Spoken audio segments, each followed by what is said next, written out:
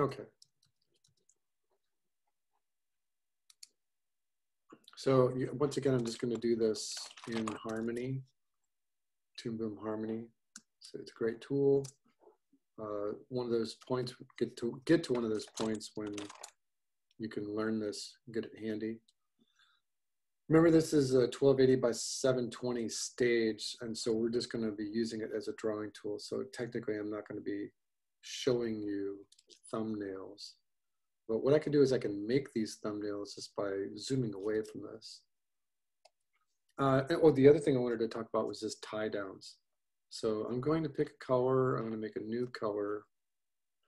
One of the really great things about Harmony is that it has a multi-color wheel mode in it, so that when you draw anything on the stage, whatever it is, if you pick that color and you make that color, you can change the instance of that color anywhere it appears in the scene, anywhere in that shot. So for whatever we're going to pick here, we're just going to pick R, capital R for rough color.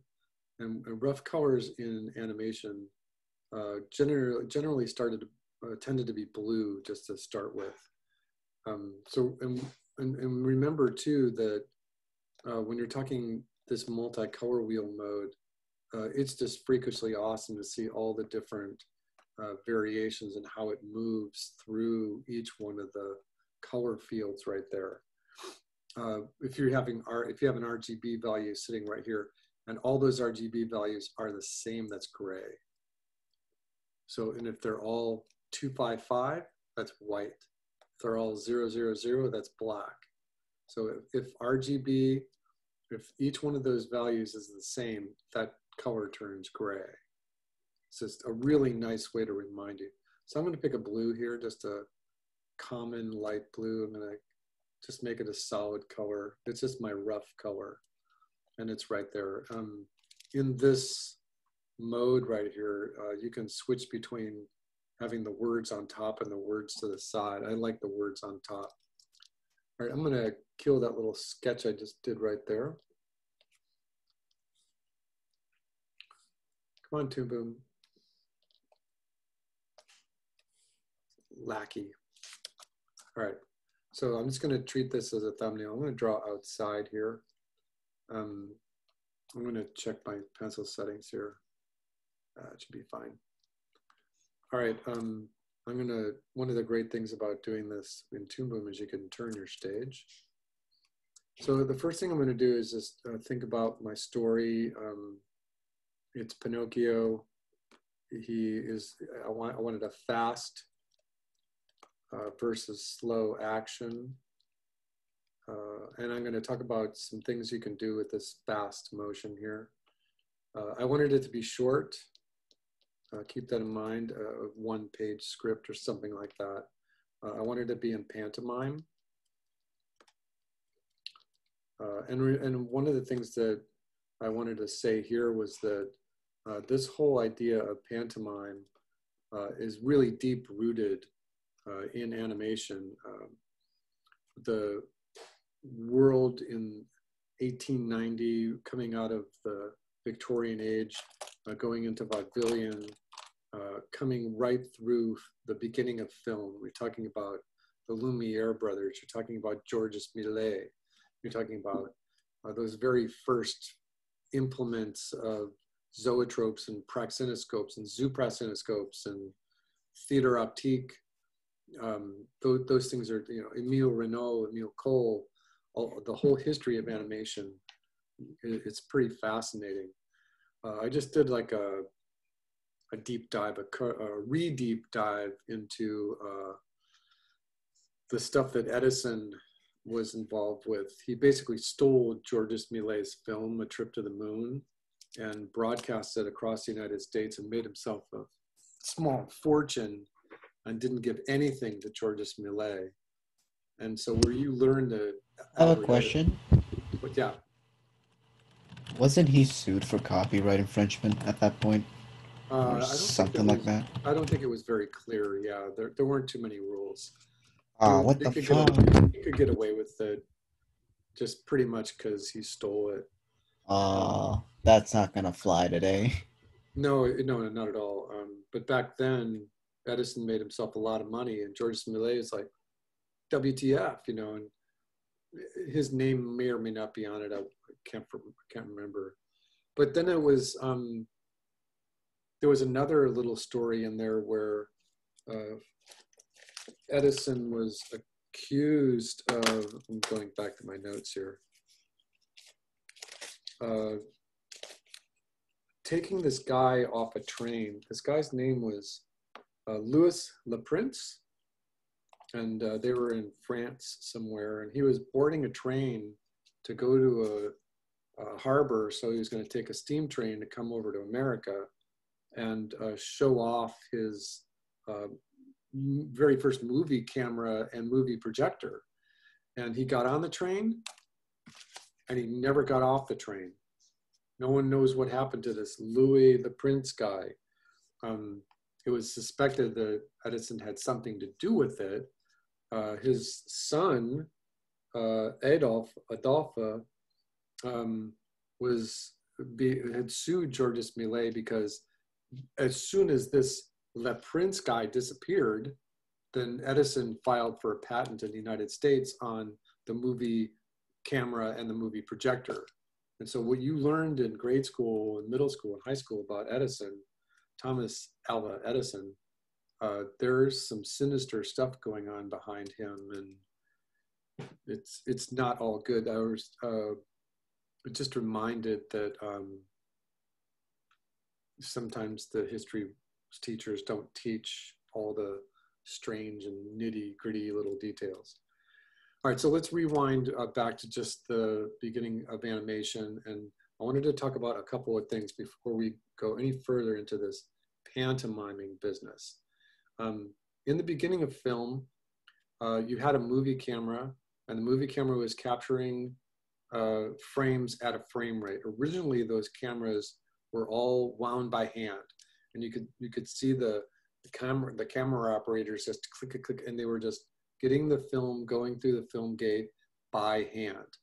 And it was a very difficult thing to try to match this rotation of your hand with what the projector was. You had to make it really close, or your action when you expose and then project the film on the screen could either be too fast or too slow. So you wanted to keep it. And there were a couple of different kinds of projectors. There were projectors that were working at 18 frames per second. Some were working at 24. Some were working at, there were some variable frame rates in there. And then all of a sudden, things became standard. Sometime around 1895, 1900, the movie camera and the projector became standard at 24 FPS. And it's at that point where cameras were still clunky. They were still big, projectors were still clunky. And then when they were recording, actors were usually far away. You remember those Buster Keaton shots where the camera's like really far away most of the time. Then fast forward a couple of years and you're starting looking at the Charlie Chaplin films, and all of a sudden you could see that the cameras were getting in for close-ups, and Charlie was acting for the camera. It was just amazing. All of this was silent. All the Buster Keaton and all the Charlie Chaplin stuff was silent. So they had to pantomime. They had to pantomime for the camera. They had made the transition from vaudevillian days about making sure your actions were broad enough that people in the back of the theater could understand what was happening just by looking at the stage, no matter how far away they were. And so things were really overacted in those days. They were technically overacted. But by the time the camera can get in close and they're looking at Charlie Chaplin stuff, this is where the difference becomes immediately more recognizable. Charlie's one of the first people that was able to like be subtle for the camera, and he planned it that way. He directed, he acted in his shots. Now, as a side note, remember that he was accused of being a serial rapist, and anything about him being a hero and the 12-minute ovation when he won his Oscar and his association with the anti-communists, because it was not a pretty life for him. But for the artistic side of it, we're starting with the idea of pantomime. So, and keeping that in mind, that's what we're doing with these thumbnails here. All right, so let's just keep going here. We've got Pinocchio. We're also going to have Geppetto, and I'm just doing thumbnails for you here. Geppetto, and we might need Jiminy Cricket. Just put a little JC right there. And we design these characters. So maybe the first thing that we're going to do is work on Pinocchio itself. So I always start with a head when I'm designing a character. And I keep my horizon and my line of action balanced so that if this S shape was a bent piece of wire, it would balance. He's static, he's not moving.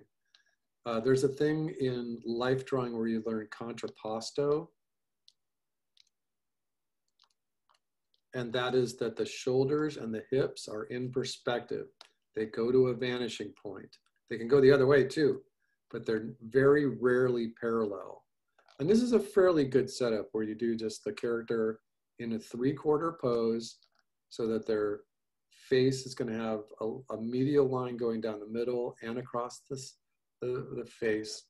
You have your shoulders and your hips are cantilevered or contrapposto. Most people are most characters are peanut shaped or pillow shaped. Homer Simpson is a light bulb.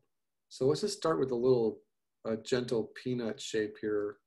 I think we said we were doing Pinocchio. So at this point right here, Pinocchio is 2, 3, he is 4 heads tall. So I can just see that planning it.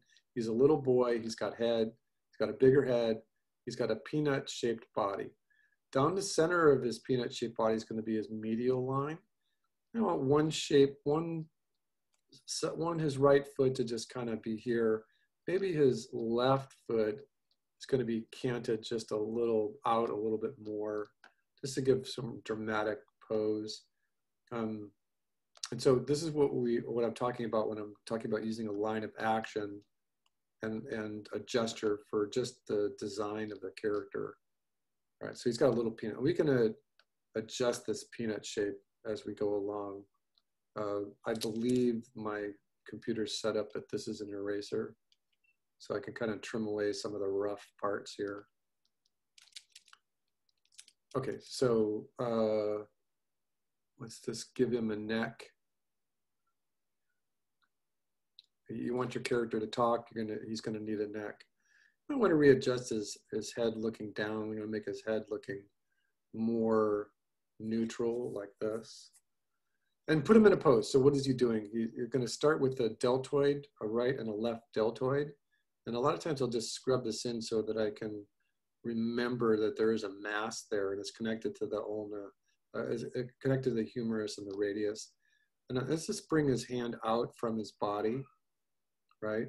And at this point, you could have him holding Jiminy Cricket, so I'm going to put his hand the other way. So I'm going to have his hand like this. And I'm not happy with my little rough drawings there, so I'm going to scrub it down a little bit. So I'm going to redirect this line of action for his hand so that it's just kind of more of a slope. And then Jiminy Cricket's is going to be here. So I'm going to put Jiminy Cricket's going to have a big head and a little body. And he's going to have antenna. And he does have a little top hat. All right, so then this is his right hand. So his thumb is going to be closest to us. And then this hand can just be on his hips. And it's very typical to just give a neutral pose like this. His hand is coming out from his hips just a little bit. In this presentation, I wanted to talk about tying down a drawing. So right now I'm just drawing rough. I've got just a loose pencil drawing. I'm on one's own brand new layer for thumbs just by itself. And I can zoom into this as close as I want, really. But I can also do a couple other things. In this color mode here, I can give this an alpha and I can make this as light as I need it. I can say, you know what, that was just my rough drawing like that. And I'm going to go back in here. I'm going to take this blue color and make a new color. And this is going to be my tie down or TD color. And we'll start with some sort of middle blue like this. And I'm going to go in and I'm going to, oops, I don't want to do that. I'm going to go in, I'm going to look at here. I'm going to rotate it just a little bit more for us. And let's start looking at the details here. So I wanted the head to be here. I like this oval shaped head. So I'm just kind of working, I'm thinking, I'm tying it down. The rough blue color, this R color, I can just obliterate it. I can go back in there and just make it 0. So I'm tying this down. This is the horizontal medial line, and this is the vertical medial line. That's where the nose comes from. And they're usually about halfway through. So I'm going to give Pinocchio just a neutral kind of nose. The eyes are the most important part of a character. Keep them in perspective. The away eye should always be a little smaller. You know, and it's really at this point when you jump over and you're like, maybe I should do like this quick visual reference for Pinocchio. And just, you know, because you don't want to go Disney, you don't want to do any other thing. Here's the original drawings that were used for Collodi. Let's just keep that in mind, and we're going to put in Guillermo del Toro, because he's doing a stop motion version of the film in Portland. And so you got this one too. He's got a really sharp nose, sharp hair. So and go backwards and forwards there. Let's go backwards again. And so he's got the puppet look. He's got the wooden knees. I'm not seeing anything different than the Pinocchio. There were other versions. So as soon as I start getting away from it, right, this is kind of nice. Just kind of leave it sit there, and I'm going to go back here. Now, what does his ear look like? What does his hair look like? He does have some sort of hat. So just keep that in mind where all these little parts go. One of the things that when you're designing eyes is go ahead and give him an attitude. He's looking at Jiminy Cricket. You know, Jiminy Cricket should be looking at Pinocchio too. So I'm going to draw his head, his hat backwards, and his antenna the other way. And I'm going to give Jiminy Cricket a line of action. Give him a little body and a couple of feet. And this arm is going to be on his hip, and this arm is going to be on his little umbrella. All right, so the eyes. Draw the eyes. Start with medium-sized pupils. You never want the pupils to be hovering in an open space. Your character will look crazy. So, you know, how happy do you want them to be? When you're doing the eyebrows, think of it like a Halloween mask. Think about just this shape encompassing the eyes like this, and the eyebrows flow together. And so if you're going to exaggerate this, one part of the eyebrow can be up and the other can be down. They flow together. So in the act of tying it down, put the eyebrows in there. They're on top anyway. Here's his nose. What does a typical mouth look like? You know, you've got a chin way up here. He's going to be happy. And the mouth comes about halfway through his nose to his chin. Something like that. And what does this guy's ear look like? You know, just give him a regular ear. And it's nice to have a good solid silhouette on this ear. You can draw a little inner shape for that ear. You can redirect this. This eye can be a little thicker. You don't want too much detail. If you start putting lines in his eye, you can make him old. Generally, people's hair goes towards the eyes and then back in. Think three-dimensionally here. What kind of hat do you want to have him wearing? That's going to be on top of the head. You know, this guy's got a floppy hat. Pinocchio had more of a derby hat. So you can go like in between there somewhere. So maybe it's just like a hat that he stole from Geppetto or something. It's just a little hat. You can rub that down later. Generally, necks go backwards into the sternum and up collarbones. So you can just put the bones in there quickly. You could give him more of a definition of his chin if you'd like, instead of just this oval shape, which is nice. All right, and then deltoid, and then give him his arm. So now you're going to be doing two things at once. You're going to be thinking of anatomy and muscles as well as what he's dressed like. So, you know, at this point, you can make him a little bit more modern and start giving him just a t-shirt or something. Right here is about where his waist is going to be. So draw that in there. This is his medial line, his vertical medial line. You're going to delineate this right shoulder just a little bit because the left one is nearer to us. The arm is going to overlap the body just a little bit. And you can bolster out that peanut shape a little bit. And then this is going to be the right side of his trousers and his shirt. This is going to be underneath it, so let that take precedent. At this point, you can just kind of keep thinking back and forth about, you know, how you want his shirt to look. I mean, you might want to borrow all of this just to start, and then you can change it later. Maybe his head goes down a little further. And this is the act of tying down a drawing. It's not cleaned up yet.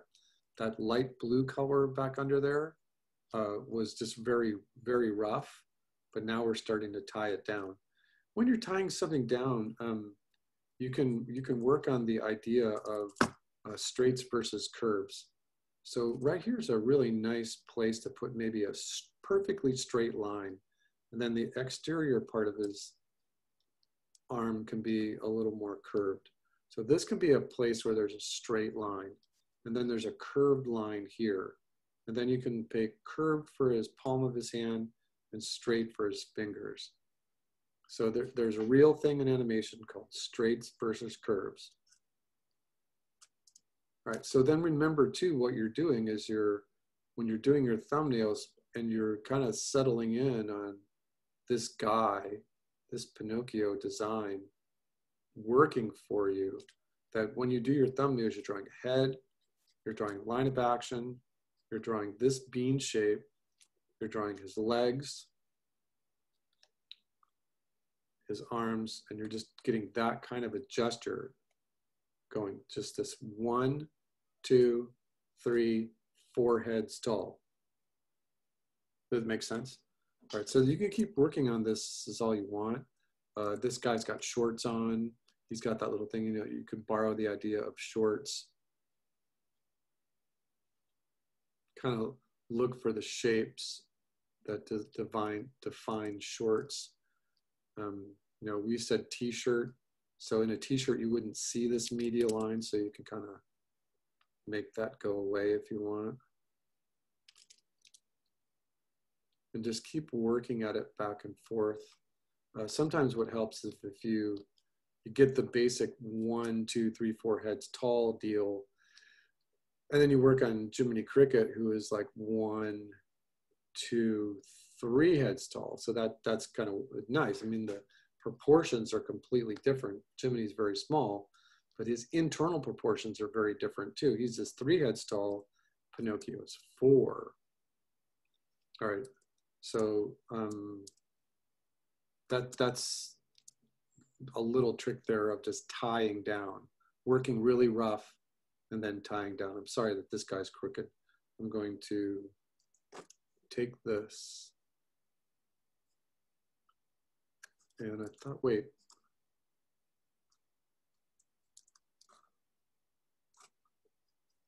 I'm forgetting my keyboard shortcut here. Hold on 1 second. There we go. Oops, I didn't want all that.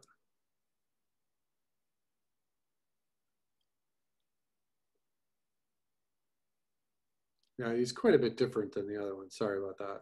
I got him in quite of a spectacular pose. All right, so then you have your story, and in my story, I'm thinking about a fast versus slow contrast thing. So maybe I want Pinocchio, and I'm just going to do a really short little script. And I want him to be the protagonist. He's going to be the protagonist. He's just going to be the one, the shit disturber. And when I think about this, that is kind of what Pinocchio was in the old stories. Collodi wrote like 13 or 16 short stories, and Pinocchio was always the one who was bad, and that it was didactic. The Collodi was teaching the kids how to behave by showing all the bad things that could happen to Pinocchio when he got caught and he got in trouble. So, you know, immediately once I write that down, I'm like, you know what? It might be more fun if he's the protagonist, make him the good guy, and let's reverse it. And Jiminy Cricket is going to be bad. He's the one that is doing bad things. So just historically. So in doing that, I'm just placing myself in a kitchen, and Jiminy Cricket is going to do something, right? He's just going to like set a trap, or he's going to set a booby trap or something. And I'm just going to write booby trap. And then I'm going to, and it's going to be on Pinocchio himself. He's going to get in the trap. And then the resolve is that Pinocchio is going to have to discipline Jiminy Cricket. He's going to have to say, you're a bad boy, and he's going to have to set him straight. All right, so right now, this is all going to go away here in just a moment. I'll just have to remember it. And this is my title card. And again, this is 1280 by 720. It's actually a very big screen, but I'm just treating it like a thumbnail. Even though this is very big, I'm still going to call it panel 1. Now I'm going to go out here and everything disappears. So this is panel 2. If I want to be able to see it, I can turn my onion skin on and everything just becomes red, because that's how Toon Boom works. All right, so in my title card, I'm going to go back to my title card here. I'm just going to write Jiminy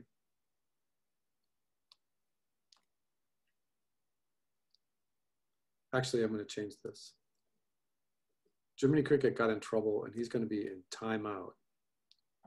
So I'm just going to write timeout. I could come back to this later and decide if I want an animated card right there. Okay, so now I know where everything is. This is panel 2. And I'm just going to draw right over that. If this is, if I turn my onion skin off, it just, you can see that it goes away. But there's a reason why I'm going to use that here for just a second. Copy and paste the background. So right here, I'm just going to go over here and I'm going to draw the map of my kitchen. And I'm just going to kind of think about this for just a moment. And I'm just, so this is a top-down view, and I'm just going to say, here's a door. Here's the sink. There's a window here. Let's put a table right here in the middle, and maybe there's some chairs. There's going to be some storage cabinets here, so I'm just going to write C for cabinet. This is going to be a countertop. And then over here is just going to be another table or countertop. And my line of action, my 180-degree line is going to be right here. So then I have to go back to my short little script and figure out what Jiminy Cricket is doing. What has he done? Let's just think about this for just a moment. Let's put Jiminy Cricket over here. And he has messed around with the sugar. So this thing right here is sugar. And we need a stove. And so the sink is there, so put the stove right here. And Pinocchio is going to making himself a cup of tea. So the actions would be is that Pinocchio is going to enter the screen. He's going to come over here to fill up a teapot, which is right here with water, and then come over here to put it on the stove. So that's Pinocchio's action right there. Again, my 180 degree is here, and my camera should all stay on this side of it. So Jiminy Cricket is here, Pinocchio is here, and he's going to heat up his water on the stove right here. And as soon as he pours his tea, something is going to happen with this sugar and Jiminy Cricket right here. So that's all I really need to know. And again, I'm just doing this on the fly. So right here in this panel right here, I'm just going to do an establishing shot. And I'm going to draw a horizon. And I'm going to draw this wall right here and this corner of this wall. So I'm going to, it's a wide shot. So I'm going to put a sense of perspective on it and a 1-point perspective. I'm going to draw in my perspective, and the sky has perspective too. Sometimes I do it in a different color if I'm thinking about it. All right, so now let's put the door in there. And then before we start doing anything, let's start the stuff that's up front. So that's going to be this table. And we're thinking about the cinematic thirds. We're looking at this counter over here, which is about the same height as the table. It's got a little depth to it. Maybe there's some cabinets up here. So you see the underside of the cabinets.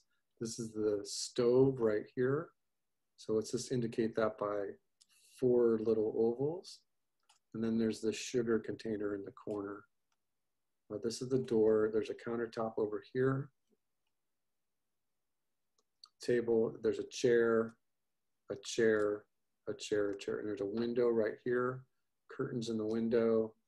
This is the seam of the wall. That's the seam of the ceiling. All right, so this is the sugar container. And so we don't have to show all this action with this camera, but it's just important to know that this is what he's going to do. Something is going to happen right here, and then Jiminy Cricket is going to get in trouble. He's going to laugh, ha, ha, ha.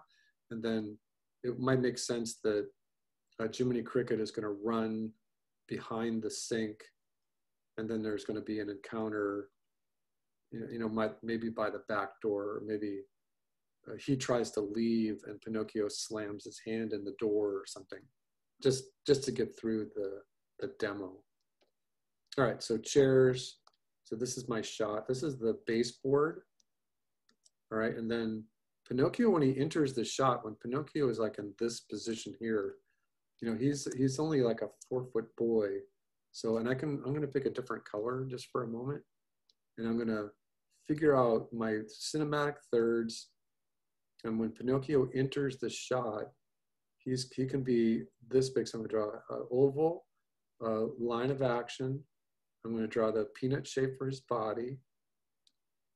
I'm going to draw the shoulders and the hips, contrapposto. And I'm going to just kind of think about that composition. So what we're doing right now is we're staging this scene. We're being the auteur of this particular shot right here. All right, so I'm going to go back to my rough color, my tie-down color. And I'm just going to look at this for a moment. So in this pose right here, I can take this and I can say, I'm going to take most of this shot right here. So I'm going to go Alt-S, which is select. And I'm going to select everything right here. Oops, hold on.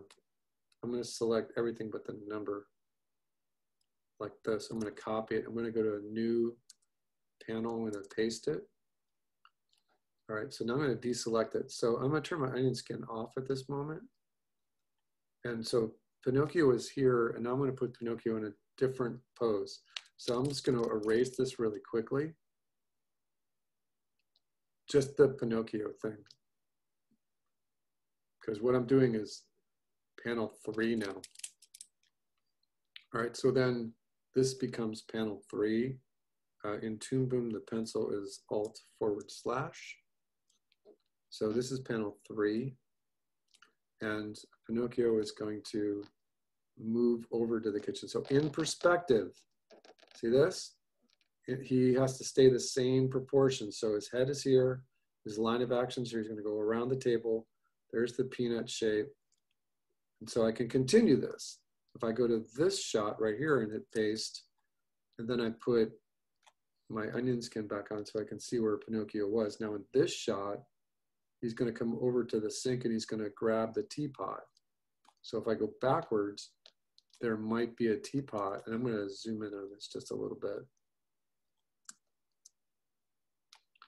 So, and this is still rough. So this is the sink back here. And maybe we want the teapot to be like right here. So then I'm going to go to this shot and put the teapot in that one. And then by the time he gets to here, he's going to reach over and grab the teapot. So these are all slower actions. We're on panel 3. Onion skin off. All right, so on this one, the teapot is here. Pinocchio is going to fill it up with water. And at that point, you're going to cut your camera. So we're going to go back to our map and we're going to look at this just for a second. And what we were thinking about here is that this camera, really we should have a camera that's like right here, right? Because he's filling up the teapot with water. So when we're doing this, we're just going to, what we can do is we can take this map that we've drawn. Oops, hold on. Keyboard shortcuts. We're going to take this map and we're going to copy it. And on this new panel, we're going to paste it. We're just going to move it just a little bit.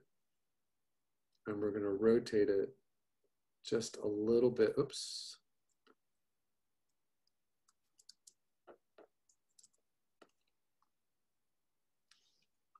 So what I'm trying to do is I'm trying to show you that what we're drawing is that view right there. So I'm going to rotate it so what this camera sees is right in line with the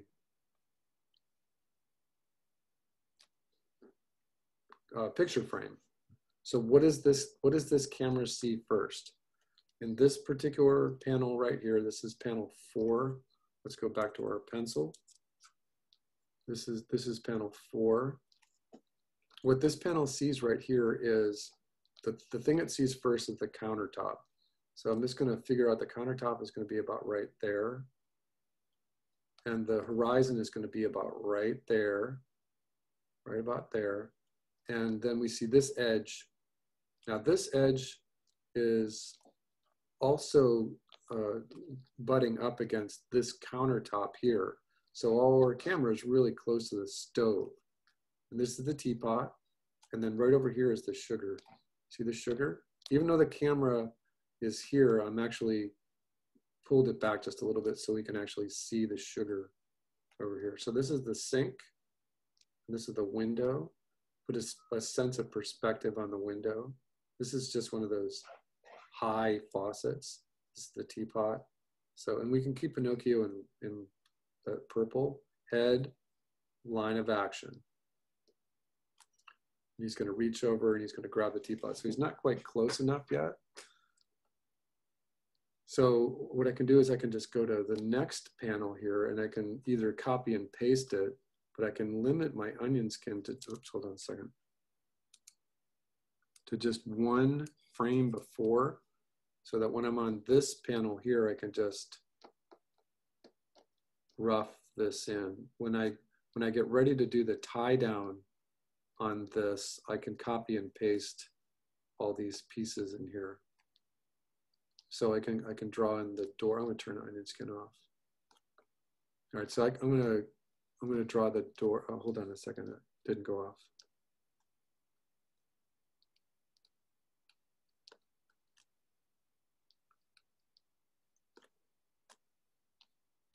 Okay.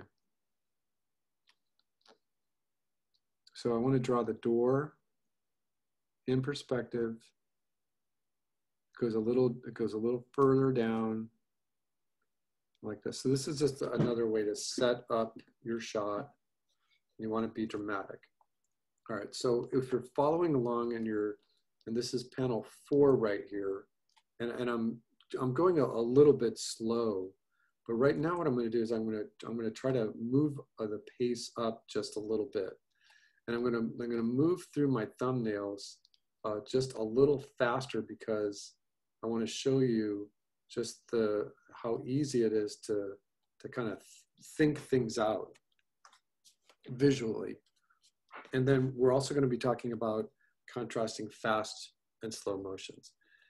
All right, so what I'm going to do right here is I'm going to copy this background. I'm going to go to the next panel. I'm going to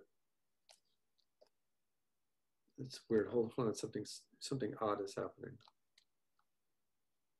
Yeah, that's an anomaly. I'm going to paste this. So Pinocchio is right there, and I'm going to just get him out of there just a little bit, and he's going to actually, yeah, that's fine. I'm going to have him reach over in a slower action. He's bending over, and he's taking the teapot, and he's filling it up with water right here. He's got the other hand behind us, like touching the top of the water faucet itself. All right, so that's good. I'm going to go back to this other little map that we had. And now what I'm going to do is I'm going to put a camera, and this is going to end up being like an important camera for, oops, hold on, for us. And so what this camera is going to be looking at is just about like right there. So we want to see what Pinocchio is going to be standing about right here. Jiminy Cricket is going to be here. The sugar thing is here. The stove is here. So what we're going to be looking at is a camera that is just about right in this line right here. We can see all of it. If Pinocchio is here, we can see Jiminy Cricket. We can see the sugar. We can see the stove. So if Jiminy Cricket is up to no good and he is right here, it might make sense to put to have Pinocchio's action in the next panel turn, right?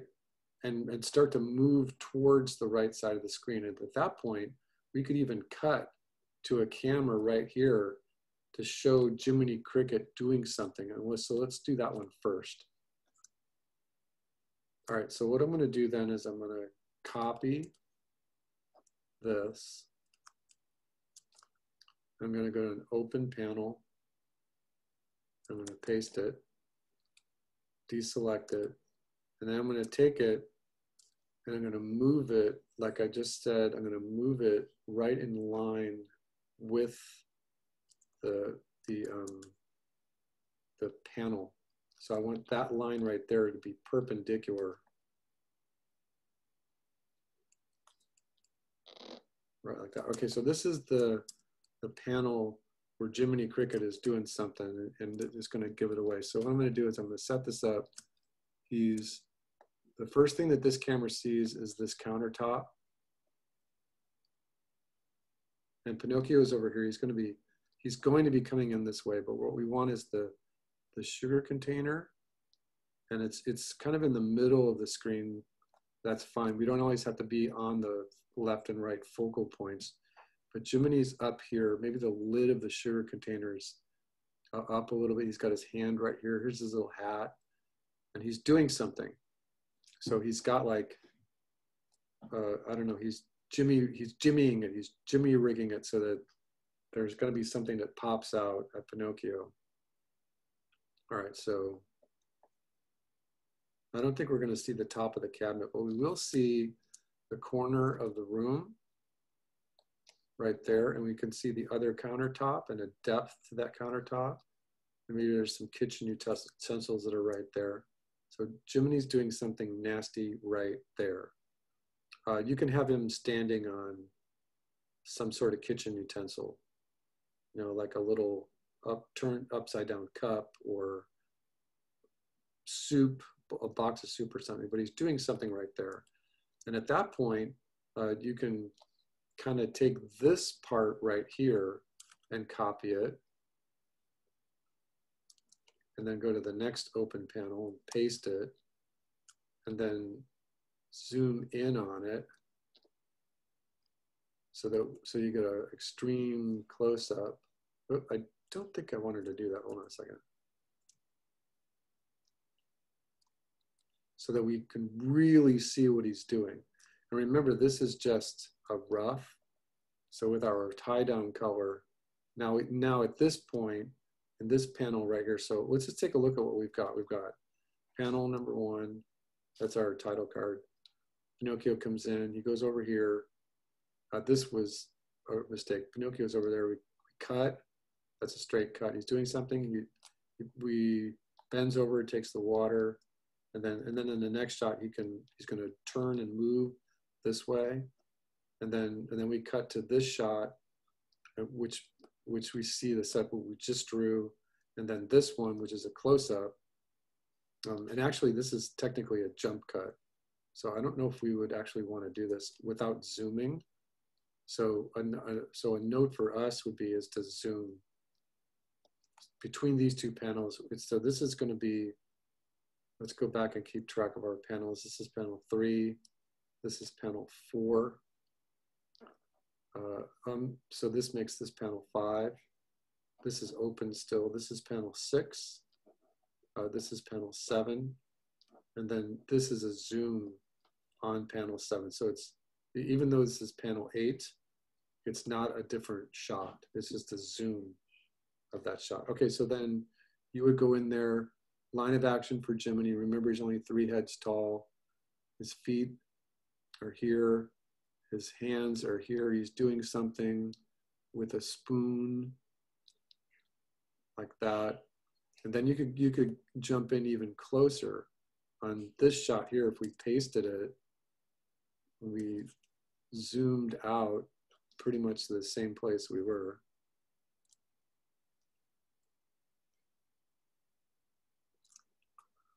And we continued to work on it. We could see that Jiminy is going to react. So he turns his head really fast, right? So just like draw an arrow here. He turns his head fast. And so Pinocchio hasn't come in, but he sees Pinocchio here. So he sees off. So his head turns. So have his head turned that way. And then in this shot, you can have him like, so he's going to do a big take right here. His eyes are going to pop out of his head. So just draw his eyes. If you want to turn your onion skin on for just a moment. Something is not right with my Toon Boom.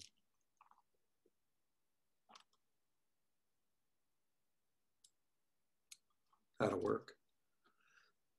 All right, so let me Z these eyes out because these eyes need to go over here. So he's going to zoom his eyes out. His head, his hat is going to exaggerate. His body and his line of action are going to exaggerate. And that's one way to do it, just like that. I'm going to do a different exaggerated pose in red. Oops, I don't want to do that. I just changed everything. Hold on a second. I wanted that to be, I'm going to make a new color. And I want like a red color here now. And the reason for why I want a red color is just because I don't want a red color. I want more magenta or purple. Because what I want to do is because you can see that blue line was starting to get a nice reaction. But right here, his line of action was an S shape. And the strongest thing you can do in animation is reverse that S shape. So for this reaction here, I'm going to draw a backwards S shape. I'm going to draw his head like this. I'm going to draw his eyes really far out. His head is going to be an exaggeration of that S shape. His eyes are going to be really big. You know, his mouth can be like, you know, and get a mirror or look at yourself and go, you know, oh my God, I'm going to get caught. So how much can I push this exaggeration? I can make his eyes really big. His body, I can make his hands just like here. I can make the spoon tumble off the screen. And remember, we're just looking at the gesture here, how much I can exaggerate it. This might be interesting if you complement the hat going the other way. So if you get his hat, his eyes and his head can be bigger. Maybe his hat stays kind of the same size and it just goes backwards. So you've got this overall reaching kind of shape like this. And then if you go back a shot, his head was here and his line of action was like this. So now when we get to this shot, it's going to be reversed. So you could push this line of action out even further. You know, go back and look at some of those old Bugs Bunny, Yosemite Sam, those videos, even the Mafia guys. There's lots of really cool poses in there. All right, so as long as we're pushing this, I mean, what happens if he's like, you know, what happens if his eyes get really big? We're off the screen right now. Right, so that's a fairly exaggerated pose. You can still see it, it's very rough. It's nearly messy. And then in this shot right here, because we didn't name this other one, we can go back in there and figure out how do we want this? We want to maybe tone it down just a little bit. So maybe his eyes get big. Put the pupils in there. His mouth, his body, and his head. So maybe, so you see what I meant about just going through there and seeing how far you can exaggerate that pose. And in this shot right here, we were just working on it. What you can do is you can, well, if you're doing it digitally, you can take this stuff here and just move it away. And we were studying this one too. So by the time you get to this shot here, it's by itself. So you're not seeing the onion skin underneath it. A lot of times what helps in the exaggeration is eyebrows. So, you know, get those eyebrows way up. Remember we were just talking about that mask that comes in front of a character's face? Well, this one's like way up off his face.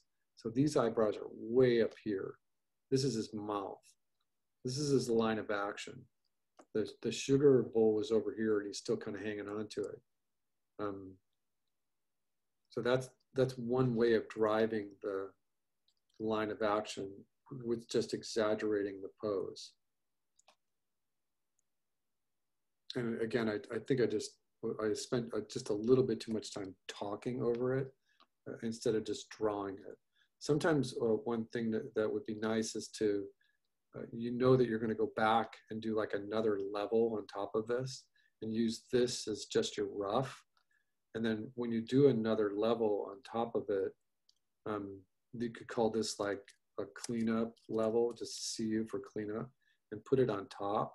And so that when you get to this shot right here, you pick a different color. So you're going to pick a new blue color and you're going to make this more like a cleanup color, if you will. And then you go in there and you can just really clean up this soup thing and the sugar bowl and the corner of the room and the top of the sugar bowl, that kind of thing. And then copy and paste those for every single panel that you need. So instead of spending all your time drawing and redrawing all these shapes, it's just copy and paste the parts that you know you're going to use into all the new levels down here. That's just if you're doing it digitally. If you're doing this on paper, I would just do the same thing. I would draw this out. I would figure out what it looked like, make it really nice, and then trace it for every single panel that I was going to use it. Just really quickly. It just makes it really fast. Sometimes what I do is if I'm doing that, I'll use a Post-it note because that's about the size of the panel I'm drawing.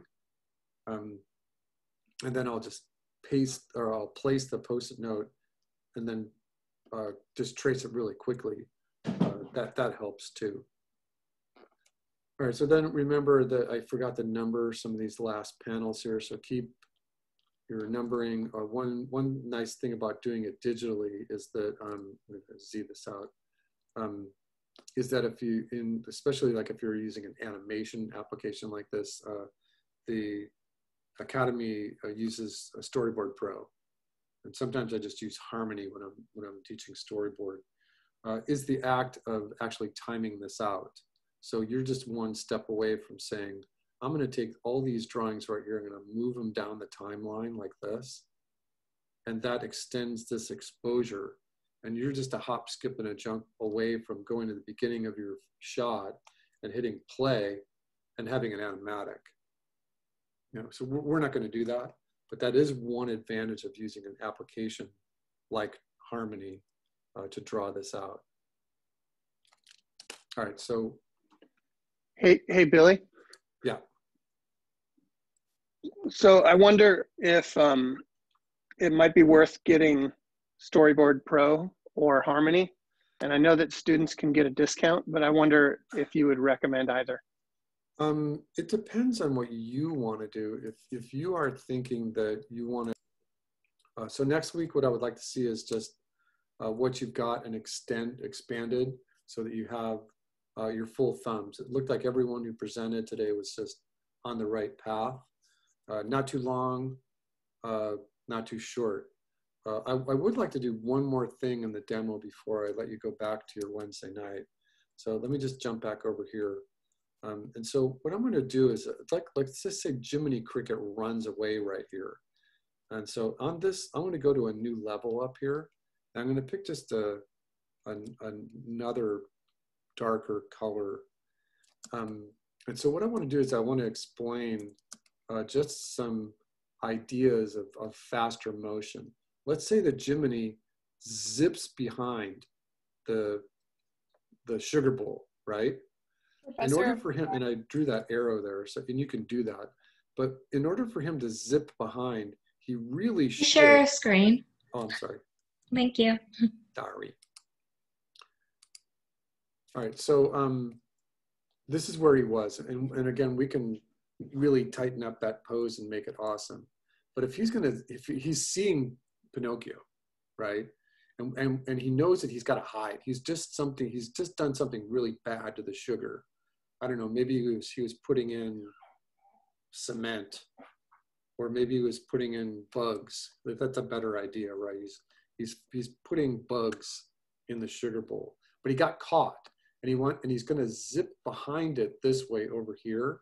He's just going to go that way. Whenever you do a faster action like that, you're going to need an anticipation. So in this particular shot right here, take his eyes and move his eyes up and the opposite way. You can even close them. Take his little hat, move it to the right. Take his body, move it to the right. And so you can't really see it. Let me turn the onion skin off. Actually, let me get the sugar bowl and the soup bowl. And I'm doing this for a particular reason. So, and I'm not going to go crazy on the top of the sugar bowl because his hand was holding it up. So I'm going to turn my onion skin off.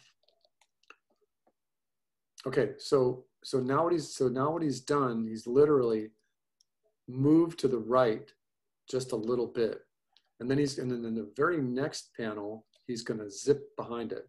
So in this panel right here, I'm just going to copy the sugar bowl, but I'm not going to copy the soup bowl for a reason. The lid is going to fall down. So draw a little arrow, it's going to fall down, and he's going to zip. So he's going to move so fast that you're going to do a bunch of blur lines like this. So that's the direction that he goes. He's like, zoop, it's like a C shape. And then put in some like repeated shapes, maybe some eyes like this, and a little directional arrow. And then in the next panel, it would be fun to have the sugar bowl with the lid now closed, and you could do like a little thunk.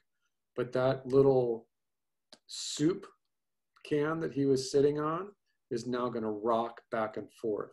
Jiminy's gone, but the sugar bowl thing went snap, and the only thing that's moving in this shot is that the little soup can is rocking back and forth, right? Does everyone pick that up? And so in the next shot, Pinocchio enters, and he's going to be completely like off screen or off the shoulder. So and you could just kind of bring him in like this. And you could even cut to like another shot. You have to kind of be careful, because what I'm thinking is that it might be fun to have a shot where we see Jiminy back here. And I wanted to put the camera this way just to take a look at him, but it might break the 180. So in this shot right here, it might be fun because let's just do this. So right here, the camera would like cut just so we can see what Jiminy might be doing. But so that was my idea of getting you all into the act of thinking about speed and direction. And now I don't know where that drawing went. Oh, right here. So he's zipping. And so you can do speed lines in a number of different ways. You can do faster actions like that. A lot of times if a character is looking over here, maybe it's just a dog character.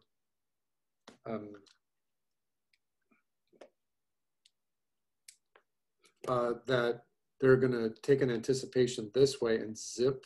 They're going to do a head turn this way. And you could do a thing where there's repeated eyes.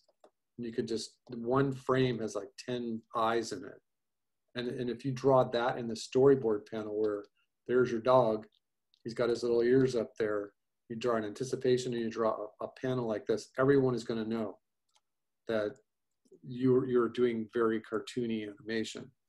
So again, if you're contrasting faster and slower actions, there's a whole bunch of really great things with speed lines, blur lines, repeated shapes. There's a lot to play with right there. And so I would highly recommend somewhere in your story that you have a contrast of fast versus slow actions. An average shot length is like 3.5 seconds. It's anywhere between 3.5 seconds and 5 seconds. And in cinema, they call it ASL, average shot length. And so if you have your camera rolling for 3.5 or 5 seconds, that's 120 frames.